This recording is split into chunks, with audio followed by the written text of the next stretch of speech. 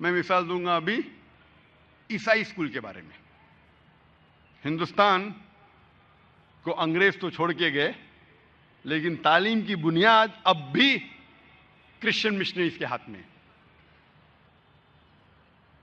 ہندوستان میں کئی اسکول ہیں. اکثر جتنے اسکول ہیں ہم جانتے ہیں میجورٹی جو ایڈوکیشن، جو بنیادی ایڈوکیشن کی تعلیم ہے، اکثر شہروں میں وہ کرسچن کانوینٹ اسکولز کر رہے ہیں.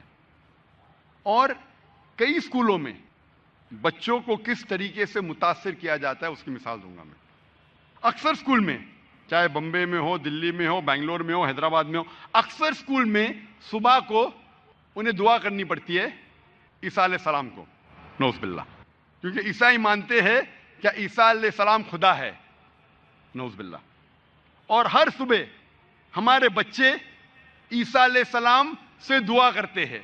پھر بھی ہم لاکھوں روپیہ ڈونیشن دے رہے، رشوت دے رہے اسکول میں داخل کرنے کے لیے، تاکہ ہمارے بچے ہر صبح شرک کریں. وہ تو کیا دیکھا جائے گا، میں بچے کو گھر پہ سکھاؤں گا. افسوس کی بات ہے کہ بمبئی تو چھوڑیے، ہمارے علاقے میں جہاں میرا ادارہ ہے اسلامک ریسرچ فاؤنڈیشن، اس محلے کا نام ہے ڈونگری. میں اسکول کا نام نہیں لوں گا. ڈونگری میں ایک مسلمان کی اسکول ہے جہاں بچے 95% سے زیادہ، 95% سے زیادہ مسلم پڑھتے ہیں، مینجمنٹ مسلم. لیکن اس اسکول کے کیلنڈر میں جو پریئرز پڑھیں گے، Lord give us our daily bread, Bible کے کوٹیشن ہے. عیسیٰ علیہ السلام سے نعوذ باللہ کہہ رہے ہیں کہ وہ ہمارا رب ہے اور اس سے دعا کر رہے ہیں. آپ سوچ سکتے، مسلم مینیج اسکول،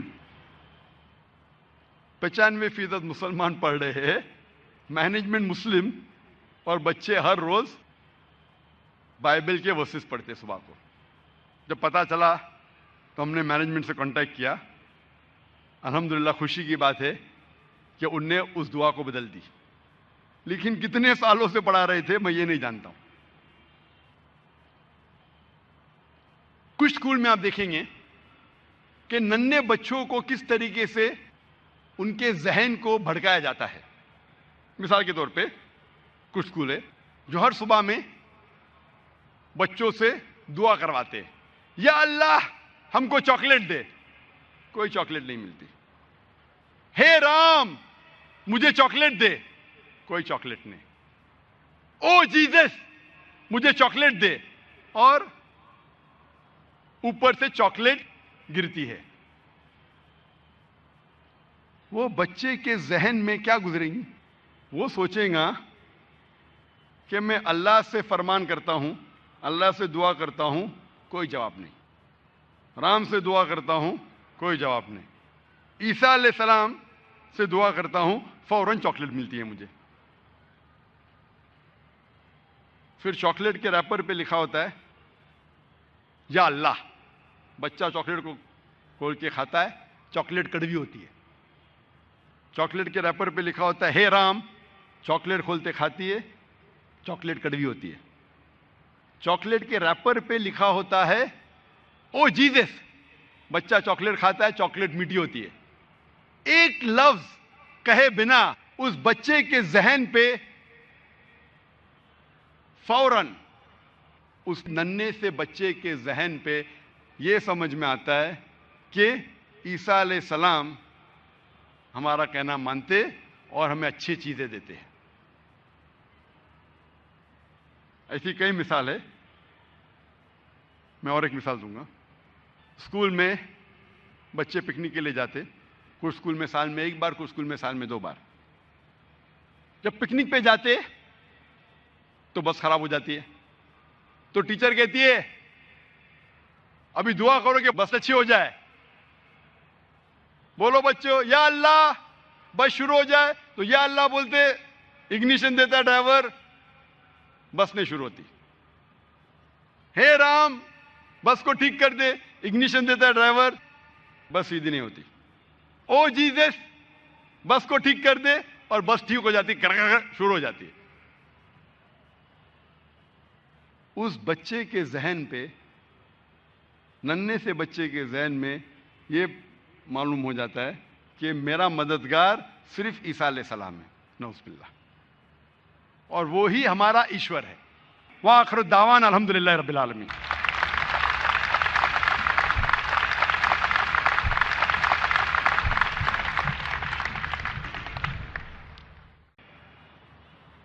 چند سال پہلے میرے ایک دوست تھے جو ڈاکٹر ہے، بمبئی شہر میں ایک کانفرنس اٹینڈ کر رہے تھے آن ایڈز، اور اس کانفرنس میں کہا گیا تھا کہ بمبئی شہر میں 70% سے زیادہ، مور دین 70% لڑکیاں اسکول سے فارغ ہونے سے پہلے زنا کرتی ہے۔ مجھے یقین نہیں ہوا کہ بمبئی شہر میں، انگلینڈ میں ہو سکتا ہے، یو ایس اے میں ہو سکتا ہے، بمبئی شہر میں میڈیکل کانفرنس آن ایڈز 70% سے زیادہ لڑکیاں دے لوز دے ورجنٹی، اردو میں کہوں گا زنا کرتی ہے۔ 70%، 10 لڑکیاں جو اسکول میں جا رہے بمبئی شہر میں، 10 میں سے 7 زنا کر رہی ہے۔ کان کو یقین نہیں ہوتا۔ یہ بھی اسٹیٹسٹک سے چند سال پہلے کی۔ ہم کیا سکھا رہے ہمارے بچوں کو؟ اسی لیے جب ایک سروے کیا گیا تھا یو کے میں، انگلینڈ میں،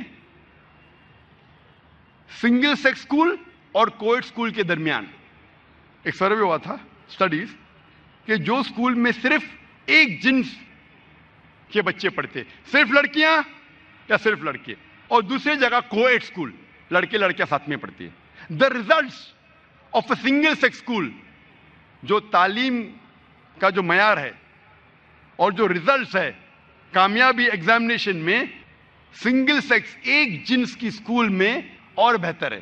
جہاں صرف لڑکیاں پڑھتے اسکول میں یا صرف لڑکے پڑھتے، اس کا ریزلٹ امتحان میں اور بہتر ہے بنسبت کوئڈ اسکول کے، کیونکہ کوئڈ اسکول میں بچے ایک دوسرے سے کمپٹیشن لگاتے کہ کیسے اپنے اپوزٹ سیکس میں ہیرو یا ہیروئن بنے، کیسے متاثر کرے اپنے دوسرے جنس کو۔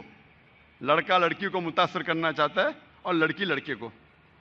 اسی لیے یو کے گورنمنٹ سوچ رہی تھی کہ ہم اور سنگل سیکس اسکول کھولے، ایک جنس کی اسکول کھولے۔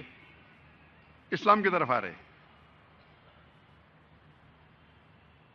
یہ تھی مغربی تعلیم کا سن 1999 کا، 1999 کا، اور وہ اسٹیٹسٹک یہ کہتا ہے کہ اکثر لڑکیاں 19 سال ہونے کے پہلے 90% سے زیادہ لڑکی دے لوز دے ورجنٹی، ہندی میں کہوں گا کہ وہ زنا کرتی ہے۔ 90% سے زیادہ لڑکیاں 19 سال ہونے کے پہلے یو کے میں زنا کرتی ہے۔ اور ایک اسٹیٹسٹک جو چند سال بعد کا ہے کہ یو ایس اے میں 95% of the girls lose the virginity before they leave college. 95%، 95%۔ بسم اللہ الرحمن الرحیم۔ تذکرہ کریں گے اسلام میں معاشرتی حقوق بیوی کے۔ عورت کو شیطان کا ہتھیار کہا جاتا ہے، a weapon of the devil۔ عورت کو اکثر دیگر مذاہب میں شیطان کا ہتھیار کہا جاتا ہے، لیکن اسلام میں، قرآن میں اللہ سبحانہ و تعالی عورت کو محسنہ کہتے ہیں۔ محسنہ مانی a fortress against the devil، شیطان کے خلاف ایک قلعہ۔ محمد صلی اللہ علیہ وسلم فرماتے ہیں there is no monasticism in Islam، رہبانیت اسلام میں حرام ہے۔ اور اللہ کے رسول فرماتے ہیں صحیح بخاری میں، جلد نمبر 7، کتاب النکاح، چیپٹر نمبر 3، حدیث نمبر 4 میں، اے نوجوانوں، آپ میں سے جس کے پاس بھی حیثیت ہے نکاح کرنے کی، نکاح کرو۔ مطلب نکاح جلدی کرنا سنت ہے۔ اور اللہ کے رسول فرماتے ہیں جو کوئی شادی نہیں کیا وہ مجھ میں سے نہیں ہے، یعنی شادی کرنا اسلام میں فرض ہے۔ اللہ کے رسول فرماتے ہیں جو شخص شادی کرتا ہے وہ آدھا دین مکمل کرتا ہے. سوال جواب کے نشست میں ایک بھائی نے مجھ سے پوچھا تھا, ذاکر بھائی اس کا یہ مطلب ہے کہ اگر میں 2 شادی کروں تو پورا دین مکمل ہو جائے گا میرا؟ اللہ کے رسول کیا کہنا چاہتے تھے جب انہوں نے کہا کہ شادی آدھا دین آپ کا مکمل کرتی ہے؟ ہمیں پتا ہے کہ شادی کرنے سے کئی بیماریاں دور ہوتی ہے. آج کے معاشرے کی بیماری مثال کے طور پہ زنا, فورنیکیشن, فحاشی, پرومسکیٹی, ہوموسیکشوالٹی, شادی کرنے سے یہ آدھی بیماری معاشرے کی دور ہو جاتی ہے. اگر آپ شادی کریں گے تبھی آپ شوہر یا بیوی ہو سکتے, شادی کرنے کے بعد ہی آپ والد یا والدہ ہو سکتے, جو اہم ذمہ داری ہے. اسی لیے اگر آپ شادی کرتے, چاہے 1 کرو یا 2 کرو, آپ کا آدھا دین مکمل ہوتا ہے. اللہ سبحانہ تعالیٰ فرماتے ہیں, کہتے ہیں کہ نکاح ایک میثاق ہے, ایک سیکریٹ کووننٹ ہے, ایک پاک عہد نامہ ہے. اور اللہ فرماتے ہیں سورہ روم میں سورہ نمبر 30 آیت نمبر 21 میں, اللہ نے اپنے نشانیوں میں سے تمہارے لیے تمہاری بیوی بنائی ہے تاکہ آپ ان کے ساتھ سکون سے رہ سکو, اور آپ دونوں کے درمیان پیار اور محبت ڈالا ہے اللہ تعالیٰ نے. اور اللہ تعالیٰ فرماتے سورہ نساء میں سورہ نمبر 4 آیت نمبر 19 میں کہ عورتوں کو زبردستی اختیار مت کرو. مطلب شادی کے لیے, نکاح ہونے کے لیے دونوں کی اجازت ضروری ہے, مرد کی بھی عورت کی بھی. دلہا اور دلہن دونوں کی اجازت ضروری ہے نکاح ہونے کے لیے. اور ایک حدیث میں محمد صلی اللہ علیہ وسلم فرماتے, صحیح بخاری کی جلد نمبر 7 کتاب النکاح باب نمبر 43 حدیث نمبر 69 69, ایک عورت جس کا نام تھا خنسا خادم الانصاریہ, وہ محمد صلی اللہ علیہ وسلم کے پاس آتی ہے اور کہتی ہے کہ میرے والد نے میرے مرضی کے خلاف میری شادی ایک آدمی سے کی جسے میں پسند نہیں کرتی, اور اللہ کے رسول نے محمد صلی اللہ علیہ وسلم نے نکاح فسخ کیا. He nullified the marriage. اس کا ذکر احمد بن حنبل میں بھی ہے. اسی لیے اسلام میں نکاح ہونے کے لیے, شادی ہونے کے لیے دونوں کی رضامندی ضروری ہے, آدمی کی بھی عورت کی بھی. اور اسلام میں عورت ایک مالک سے نہیں شادی کرتی تاکہ اسے غلام جیسا برتاؤ کیا جائے. اسلام میں عورت اپنے برابر سے شادی کرتی ہے اور اس کے ساتھ اس کے شوہر کو عزت سے پیش آنا چاہیے. اور اسلام میں ہم عورتوں کو ہاؤس وائف نہیں کہتے, انگلش میں کہتے house wife. She is not married to the house to be called house wife. Islam میں عورت گھر سے شادی نہیں کرتی کہ اسے کہا جاتا ہے ہاؤس وائف, گھر کی بیوی. In Islam we prefer calling her homemaker. وہ گھر کو بناتی ہے, وہ گھر کی زینت ہے. صحیح لفظ ہے home maker, not house wife. اور اسلام میں اللہ تعالیٰ فرماتے قرآن مجید میں سورہ بقرہ میں سورہ نمبر 2 آیت نمبر 228 میں کہ عورتوں کے حقوق ویسے ہی ہے جیسے مرد کے ہے, لیکن مرد کا ایک درجہ اونچا ہے.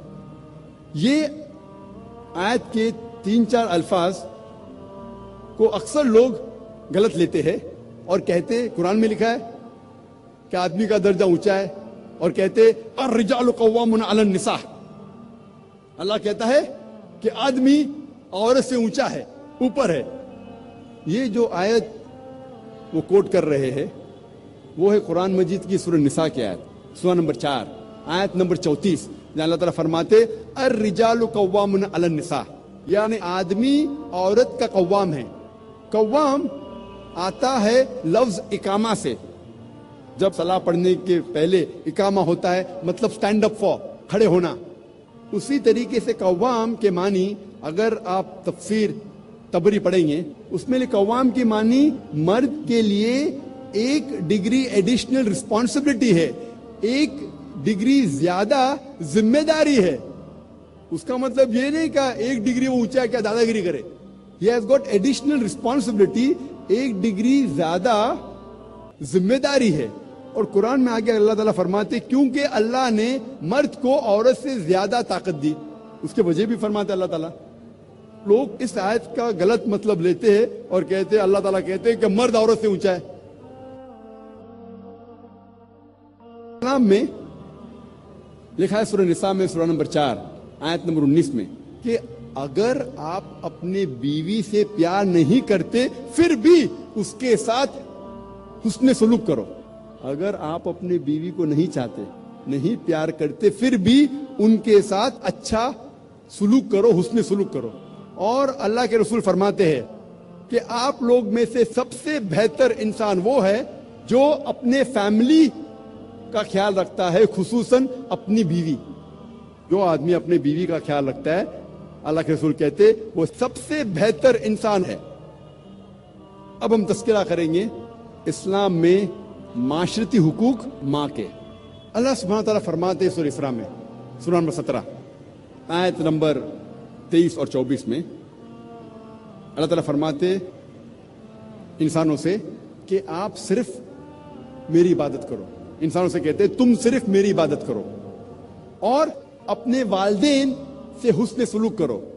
अगर दोनों में से कोई भी एक या दोनों ज़ईफ हो जाए, उनको उफ तक मत कहो, ना ही उनको झिड़को, लेकिन उनके साथ इज्जत से पेश आओ और उनके साथ हुस्न सलूक करो और अल्लाह ताला से दुआ करो कि ए रब आप इनके ऊपर रहमत फरमा जिस तरीके से उन्होंने मेरा ख्याल रखा बचपन में. और अल्लाह ताला फरमाते सूरह अनाम में सूरह नंबर 6 आयत नंबर 151 बिवालिदैनी एहसाना, हमने इंसानों को कहा है, फर्ज ठहराया है कि वो अपने वालिदैन से हुस्न सलूक करे. और ये पैगाम दोहराया गया है सूरह लुकमान में सूरह नंबर 31 आयत नंबर 14 और सूरह अहकाफ सूरह नंबर 46 आयत नंबर 15 में कि वयस्सनल इंसाना बिवालिदैनी एहसाना, इंसानों के लिए फर्ज है कि वो अपने वालिदैन के साथ उसने सलूक करे. उसके बाद खुसूसन अपनी माँ. और अल्लाह के रसूल मोहम्मद सल्लल्लाहु अलैहि वसल्लम फरमाते हैं, सुन्नन निसाई में आता है इसका जिक्र, किताब जिहाद में बाब नंबर 6 हदीस नंबर 3106 में अल्लाह के रसूल फरमाते कि माँ के पैर के नीचे जन्नत है. उसका मतलब ये नहीं कि अगर मेरी माँ सड़क पे चल रही है और कोई कीचड़ में पैर रखती है तो कीचड़ जन्नत हो जाती है. इसका मतलब ये कि अगर आप अपनी वालदा, अपनी माँ की इज्जत करो, खिदमत करो, बात मानो, प्यार करो, उसमें सलूक करो, इंशाअल्लाह आप जन्नत में जाएंगे. अल्लाह के रसूल फरमाते हैं, कहा गया है सही बुखारी में जिल्द नंबर 8 किताब अदब बाब नंबर 2 हदीस नंबर 2 में एक शख्स अल्लाह के रसूल के पास आते हैं और पूछते हैं कि सारी दुनिया में सबसे ज्यादा हुस्न सलूक के लायक कौन है. अल्लाह के रसूल फरमाते तुम्हारी माँ. वो शख्स पूछता है उसके बाद कौन. अल्लाह के रसूल फिर से फरमाते तुम्हारी माँ. वो शख्स पूछता है उसके बाद कौन. फिर से अल्लाह के रसूल फरमाते तुम्हारी माँ. उसके बाद कौन. फिर चौथी बार अल्लाह के रसूल कहते हैं तुम्हारा बाप. इसका मतलब 75% हुस्न सलूक के लायक है माँ, 25% बाप, 3/4 हिस्सा हुस्न सलूक का जाता है माँ को, 1/4 हिस्सा जाता है बाप को. इसका मतलब ये कि माँ को मिलता है गोल्ड मेडल, सोने का तमगा, माँ को मिलता है सिल्वर मेडल, चांदी का तमगा, माँ को मिलता है ब्रॉन्ज मेडल, तांबे का तमगा, बाप को मिलता है कॉन्सोलेशन प्राइज, सुलह बख्श इनाम. ये हमारे आखिरी नबी, आखिरी रसूल मोहम्मद सल्लल्लाहु अलैहि वसल्लम का कहना है कि वालदा ज्यादा हकदार है हुस्न सलूक के. वाखिर दावाना अल्हम्दुलिल्लाह रब्बिल आलमीन.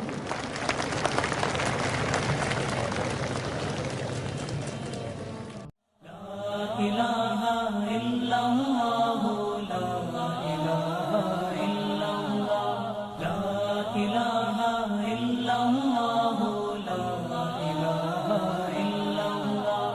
And I'm saying this because I have to fulfill my duty as a scholar of Islam to explain to the people what is going on out there and how we are heading in the wrong direction because we are living with blinkers. We don't even know what's happening. Ask your children in the universities what's going on. If you have a good link with them, they will inform you. I'm not joking. I'm serious. My parents, you don't know what we know. They come to us for help when they cannot talk to you. I know. We cry when we see the children of the good people. Sometimes people we know. And they come to us, you know what? I have this problem and that problem. But sister, you are engaged to the man. How could this have happened? You know, my father told me you cannot marry now, you are still studying. My, Allahu Akbar. May Allah forgive us, really. Brothers and sisters, open your eyes. See what is going on. Ask the people what is happening. If you think we are not living in an era of hypersexuality, you are dreaming. You are dreaming. You are living in a dream world. We are living in the dirtiest society up to this age. There has never ever been a more hypersexual society than ours. Believe me, everything out there is about sex. Ask them. Tell them what is happening, or ask what is happening in the malls, or in the shopping centers, or at the workplace. You know, you can be the best and the most pious. Yes, if Allah has granted you protection, you will always be protected. May Allah grant us goodness. There are people amongst us, and I'd like to hope that the bulk of us seated here, pure, good people by the will of Allah, you know how difficult it is to remain on that path. You know how easy it is to sin. Today it is easier to sin than it is to abstain from it. Allahu Akbar. It is easier to abandon your hijab than it is to don it. It is easier to leave your salah than it is to fulfill it. That is because the environment has made it so difficult to engage in that which is correct. But my brothers and sisters, this is why I say do not delay nikah. It's not just my statement, it is a teaching that has come to us from the best of creation. Don't delay it. And at the same time, do not make it difficult in any way. We already spoke about the mahar, the dowry, or whatever else it is. Either way, don't be too demanding. And do not become a person who really makes it tough on their sons and daughters to get married. Because in that particular case, we will be held accountable in the eyes of Allah subhanahu wa ta'ala. Why is it that you as a parent did this to your own daughter? You doomed her, you punished her. And this is what you did to your son. You made him, you really made him leave the deen in totality. It brings me to one example, living example, where there was a young boy whose father was being so tough with him that, listen to this, he wanted to marry someone who was ready to revert. So his father told him, no, not over my dead body. What am I going to tell my friends and society, my brothers and my sisters, my this, my that? Brother, izzah is from Allah. Your status is from Allah. If you had embraced this, it was going to be much better. So you can explain to your friends and your family, look, you know, I tried my best, but today's society, you know, sometimes the children are doing their own thing and we have to try our best, saddidu wa qaribu, to make the most of what it is and to guide them as best as possible. And, you know, we will see how best they can manage. But instead of that, this father chose to say, over my dead body. So what did the son do? He asked for help from some of the scholars and so on. And sometimes there is a limited amount of help you could actually offer, because if a man is being stubborn, you cannot really win. So after some time, he converted and left the fold of Islam and gone. Why? Because to him, the child was lost. And the father is still proud of his action. I don't mind if he became a non-Muslim, but at least nothing happened against my will. And he told his family members, you know, your children, if they want to do the same thing, you should also engage in this type of thing. How? The woman was ready. So I had an opportunity to address this young boy. And when I spoke to him, he told me something that is really a question of the age. When I say question of the age, I mean sometimes the mind starts asking these questions. He said, you know, this woman is such a good woman that I married. She has so many good characters and conduct. She told me I'm ready to do anything. You know, I explained to her about the little I know about Islam and she was ready. And then what happened is, when my father and my parents said no and everybody disagreed and they, you know, the mother, he says my mother didn't really mind, but she has to follow what my father says. So after some time, they questioned me, her parents, to say, look, we were all okay for our daughter to, you know, to enter the fold of Islam. Now, if she is not going to enter the fold of Islam, then why don't you enter our faith? So he said, yeah, it makes sense. You see? He said, yeah, it makes sense. If they refuse, I will not refuse. You people are not refusing. So he says that is what made him turn. Now look at this. The young boys of today, this is the logic they are using. They will not tell you Islam is correct and Islam believes in all the previous messengers and Islam, Allah is one. Even the father perhaps doesn't read Salah correctly, but he was proud with his action. May Allah subhanahu wa ta'ala forgive that man. Really, we tried very hard, but to be honest with you, it is only Allah who can bring people back. And that's why I say it is foolish. Sometimes you might lose your child totally, rather you lose them 20%.